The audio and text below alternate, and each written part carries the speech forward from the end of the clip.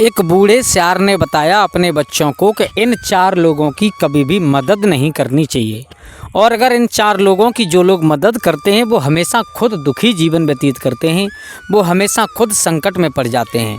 तो दोस्तों कौन से हैं वो 4 लोग, आइए इस वीडियो के माध्यम से हम आपको बताते हैं एक कहानी के माध्यम से।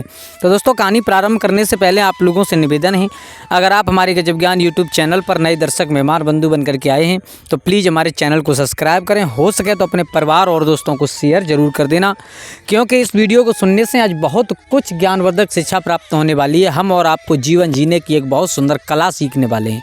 तो दोस्तों आ जाइए, आप लोगों का समय ज़्यादा बर्बाद ना करते हुए गौर करते हैं कहानी की तरफ कि एक बूढ़े सियार ने बताया अपने नन्हे नन्हे बच्चों को कि इन 4 लोगों की कभी भी मदद नहीं करनी चाहिए।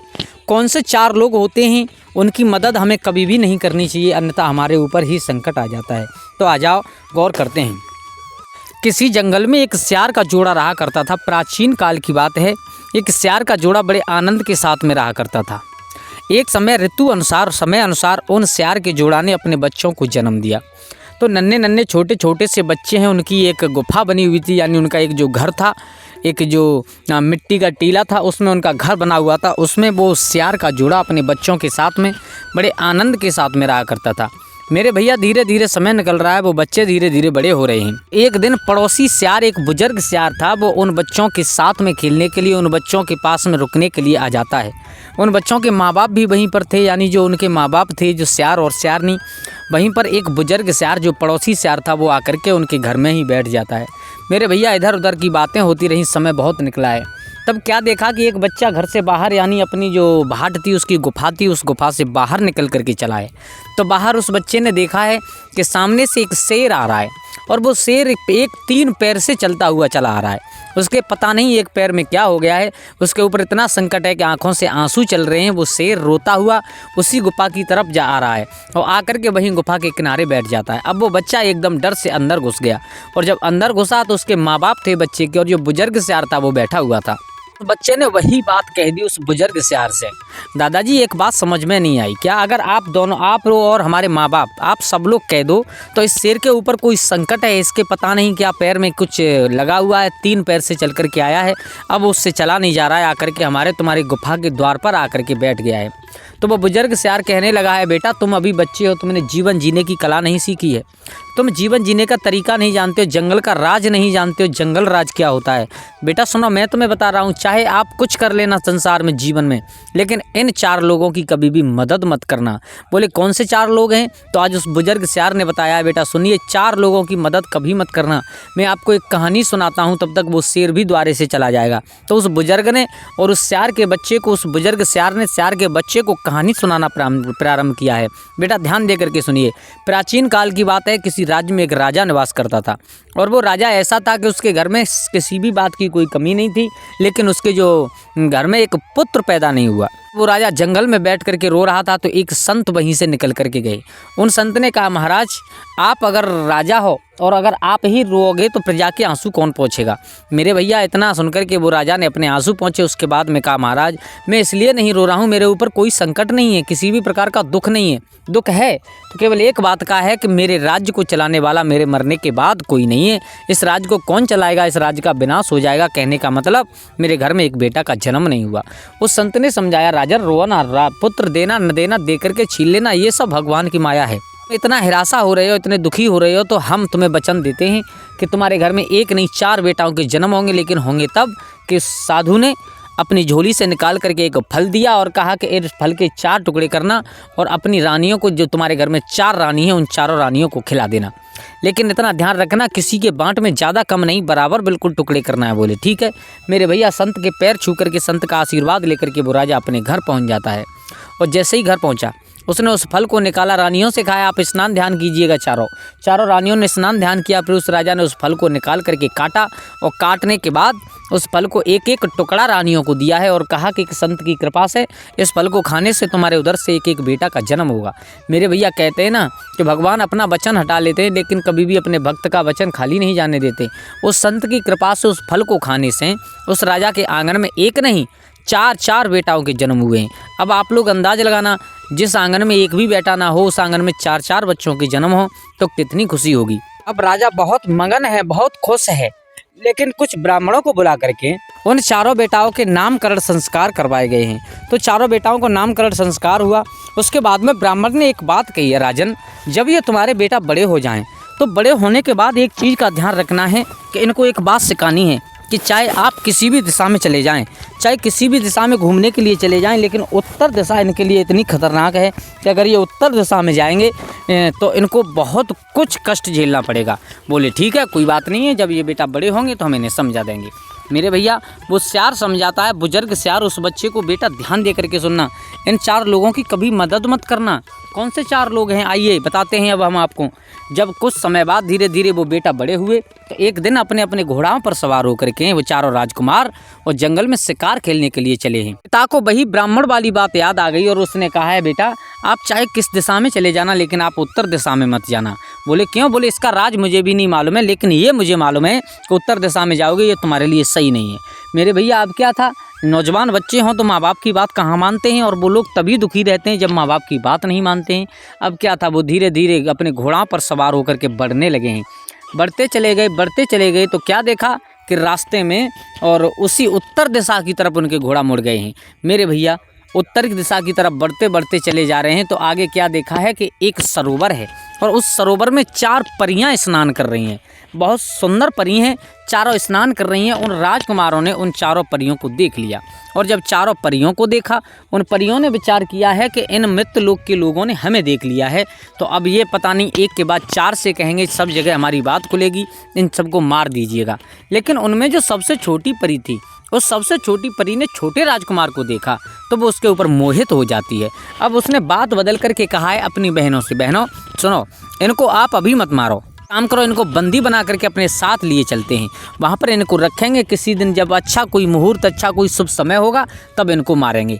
मेरे भैया अब क्या था, वो अपनी छोटी बहन की बात मान करके वो तीनों बहनें बड़ी परियां समझ नहीं पाई कि इसने कुछ चाल चली है। उन चारों राजकुमारों को चारों परियों ने गिरफ्तार किया। उसके बाद में कैद करने के बाद में हाथ पैर बांधने के बाद में अपने लोक परी लोक के लिए लेकर के चली जाती हैं। मेरे भैया धीरे धीरे समय निकल रहा है, उनको एक भक्ति में डलवा दिया है। अब जो छोटी परी थी सबसे, वो छोटे राजकुमार से बहुत प्यार करने लगी, बहुत प्रेम करने लगी है। वो सियार, बुजुर्ग सियार समझा रहा है, बेटा सुनिएगा, जब बहुत प्यार करने लगी है रोजाना शाम के समय उस राजकुमार से मिलने के लिए जाती है। एक दिन बैठ कर के भोजन करा रही थी उस बंदी गृह में, तो भोजन कराते समय उस छोटी परी की आंखों से आंसू निकल जाते हैं और जब छोटी परी की आंखों से आंसू निकले तो उसने, राजकुमार ने भोजन एक तरफ हटा दिया। बोले मैं भोजन नहीं करूँगा। बोले क्यों? बोले भोजन इसलिए नहीं करूँगा कि कारण क्या है जो तुम आज भोजन कराते समय मुझे रो गई हो। उसने कहा कुछ नहीं है, क्या बताएं हम आपको, कोई बात नहीं है, छोड़ो और आप भोजन करो। बोले बिल्कुल नहीं, जब तक तुम हमें बताओगी नहीं तब तक हम भोजन नहीं कर सकते। मेरे भैया इतनी बात सुनी है तो आज वो कहने लगी है परी, बोले क्या बताएं, हम तुमसे बहुत प्यार करते हैं इसलिए बता रहे हैं। बोले बताओ कि आज से ठीक तीसरे दिन एक शुभ मुहूर्त है, एक हमारा त्यौहार है और उस त्यौहार वाले दिन हम तुमको मार देंगे। क्या? बोले हाँ, हम तुम चारों भाइयों को और हम चारों बहनें मार देंगे। क्या? बोले हाँ। वो राजकुमार एकदम चौंक जाता है। बोले तो तुम इसीलिए रोई? बोले हाँ। बोले जब तुम हमें मारोगी तो तुम रोई क्यों? बोले हम तुमसे बहुत प्यार करते हैं और हाँ, बेशक हम तुम्हें नहीं मारें लेकिन मेरी 3 बहनें तुम्हारे तीनों भाइयों को मार देगी। अब उस राजकुमार ने हाथ जोड़े हैं, उसका हाथ अपने हाथों में ले लिया और हाथों में हाथ लेकर के कहा है, सुनो, अगर तुम नहीं मारना चाहती हमें तो आप हमें एक अकल बता दीजिए। बोले क्या? कि जब तुम इतना जानती हो तो तुम हमें बचाने की भी कोई अकल जरूर जानती होंगी। परी कहने लगी है कि मैं तुम्हें बचने की अकल तो बता दूंगी, लेकिन आपको एक काम करना है, ये बात किसी को बतानी नहीं है, अगर तुमने किसी को बता दिया तो अनर्थ हो जाएगा। बोले बिल्कुल नहीं बतानी है। कि बोले सुनो, जब शाम कल सुबह हमारी तीनों चारों हम बहनें इकट्ठा होकर के तुम्हारे पास में आएंगी तुम्हारा हालचाल पूछने के लिए, तो तुम कहना कि इस बक्सी में पड़े पड़े हम दुखी हो गए हैं और हमें कहीं पर घूमने के लिए जाना है। तो हमारी बहनें जो हमारे यहाँ पर काठ के घोड़ा हैं 4, यानी लकड़ी के बने हुए, उन घोड़ाओं पर तुम्हें सवार करके भेज देगी। क्यों? क्योंकि वो जानती हैं कि वो घोड़ा एक दिन में 1 मील से ज़्यादा नहीं दौड़ते और वहाँ पर जा कर के रुक जाते हैं। उन घोड़ाओं पर बैठ कर के आप जाना, लेकिन हम बता रहे हैं कि घोड़ाओं के कान की बगल में एक ऐसा यंत्र लगा हुआ है, अगर उस यंत्र का आप बटन दबा दोगे तो वो घोड़ा 1 मील नहीं बल्कि 100 मील दौड़ते हैं, ध्यान रखना, और फिर उन्हें कोई पकड़ने वाला नहीं है। बोले ठीक है, लेकिन इतना ध्यान रखना कि जब तुम घोड़ा पर बैठ जाओ तो पीछे लौट करके मन देखना और किसी को ये बात बता मत देना, अन्यथा हमारी बहना हमें मार देंगी। तो उस राजकुमार ने कहा कोई बात नहीं है, तुम और घबराओ ना, हम ये बात किसी को नहीं बताएंगे। वो बूढ़ा सियार समझाता है उस बच्चे को, बेटा सुनिएगा। उस परी ने उस राजकुमार को बचने का तरीका बता दिया और जाकर के अपने बिस्तर पर सो जाती है। अब समय के अनुसार रोज़ाना की तरह वो परियां सुबह उठते ही चारों पहुंची तो उन्होंने पूछा, कहो किसी बात की कोई दिक्कत परेशानी तो नहीं है। उन्होंने सबसे छोटे राजकुमार ने वही बात जो परी से कहा करके गई थी, उसने कहा हमें कोई परेशानी नहीं है, केवल दिक्कत एक है कि इस यहाँ पर रहते रहते हम परेशान हो चुके हैं, हम कहीं जाना चाहते हैं, हम कहीं घूमना चाहते हैं। तो उन बड़ी 3 परियों ने कहा कोई बात नहीं है, आपको घूमना चाहते हो तो चले जाओ, हम आपको एक काठ का घोड़ा है हमारे पास 4, उन चारों को लेकर के आप यहाँ से निकल जाइए। अब उन परियों को मालूम था कि ये घोड़े कितने दिन में एक दिन में 1 मील दौड़ सकते हैं, बस उससे ज़्यादा नहीं चलते। तो अगर ये कहीं भागना भी चाहेंगे तो हम इनको पकड़ लेंगे मेरे भैया। लेकिन उस छोटी परी ने कुछ और ही सिखा दिया था। अब जब वो घोड़ों पर सवार हो जाते हैं, घोड़ों पर सवार होने के बाद में थोड़ी दूर तक तो वो दौड़ते रहे। उसके बाद में उन्होंने जो कान की बगल में जो बटन बताया था छोटी परी ने, और जब वो बटन और दबाया है उसी समय वो घोड़ा हवा से बातें करने लगे। और जब घोड़ा हवा से बातें करने लगे उन परियों को मालूम पड़ गया, बोले धोखा हो गया हमारे साथ। एकदम से उड़ करके उन्हें रौंदने लगी हैं, यानी उन्हें पकड़ने की कोशिश करने लगी हैं। तभी उसी समुद्र के ऊपर पहुँच जाते हैं। तो जो 3 राजकुमार थे वो तो अपने अपने घोड़ाओं को लेकर के समुद्र के जल में घुस चुके हैं, यानी उनके पैर घुस चुके थे। लेकिन जो सबसे छोटा चौथा राजकुमार था उसके घोड़े के अगले पैर समुद्र के जल में हैं और पिछले पैर यानी सूखे पर हैं, मिट्टी में हैं। तो वो परियां समुद्र के जल में नहीं घुसती थीं, उन्हें कुछ श्राप लगा हुआ था। तो एकदम से दौड़ करके बड़ी परी ने और जो घोड़े के पैर थे बाहर, उस घोड़े की पूंछ पकड़ लिए, यानी दुम पकड़ लिए। और जो दुम पकड़ी है अब तो घोड़ा आगे बढ़ने से रुक गया है, आगे नहीं बढ़ता है। अब छोटी परी ने इशारा दिया है, जब उसने पीछे लौट करके देखा उस छोटे राजकुमार ने, बोले परी ने घोड़ा पकड़ लिया।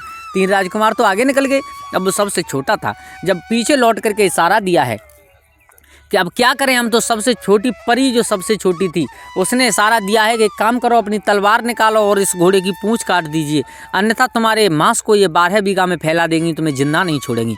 उसी समय उस छोटे राजकुमार ने तलवार निकाल करके और उस घोड़े की दुम काट दी है, उस घोड़े की पूंछ काट करके, और वो आगे बढ़ गया है। जब वो आगे बढ़ा एकदम पूंछ परी की हाथ में रह जाती है, तो उस बड़ी परी ने पूछ लिया, रुक जाइए, अब आपको भी मालूम है हमें भी मालूम है कि जल में हम घुस नहीं सकते, अब आप हमसे बिल्कुल सुरक्षित हो, अगर हम चाहें भी फिर भी आज आपको नहीं मार सकते, अब नहीं पकड़ सकते। अच्छा एक काम करो, आप जा तो रहे हो, लेकिन जाते जाते हमें ये बता दो कि ये तुम्हें अकल किसने बताई, तुम्हें बचाने की अकल किसने दी।